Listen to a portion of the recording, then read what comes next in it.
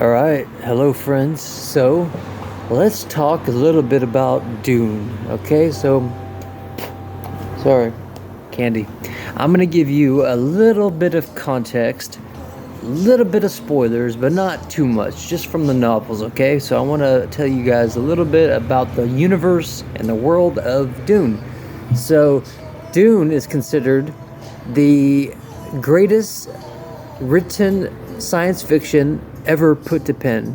So it is the original godfather that has created everything else since Star Wars, Star Trek, all that stuff. Dune is the inspiration for all of it. And this man, Frank the Hubert, I think his name was so ahead of his time for the themes, the characters, the stories. You owe things, shows such as Game of Thrones, to novels like Dune. Now, for context, the Dune universe and the new recent movies, there's been a lot of different interpretations of how they've tried to put Dune to film. They always said that Dune was impossible to adapt to movies, that it was just too grandiose, that there was just too much happening on screen, that the story was too massive, that it could never be told properly. Well, we're finally in a time. How exciting is it to be alive during a time when we can see Dune, and it's not only like seeing Dune, but we're seeing Dune as it was meant to be shown. Perhaps one of the best movies, out there. It's one of the best works of the director by far. You could argue that Arrival is one of his, Daniel Wu, or however you say his name. He's one of my favorite directors working. He uses a lot of unspoken, so he uses a lot of visual cues. So he will portray a lot of meaning, a lot of emotion through subtle and non-verbal cues. So when you're directing film, when you're making movies, you'll notice that the audience, some movies will explain things to the audience. They don't give the audience enough credit.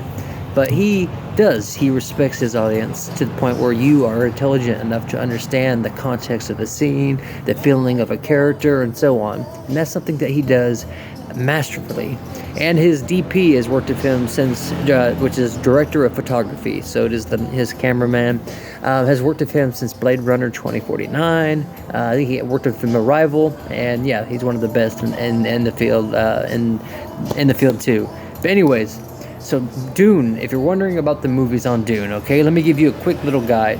The first movie, Dune, okay, part 1, that was released in 2022, I think it was, or 21.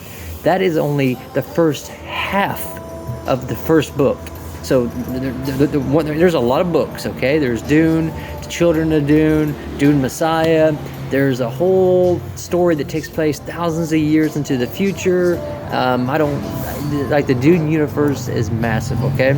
But just that first movie was only half of the first book.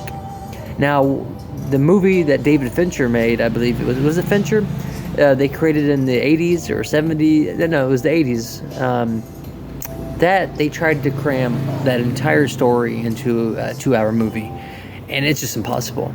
So this movie, it takes its time. It establishes the characters, it establishes the world, it establishes the nuances and the political reasons for why the Emperor and House, the Hurricanes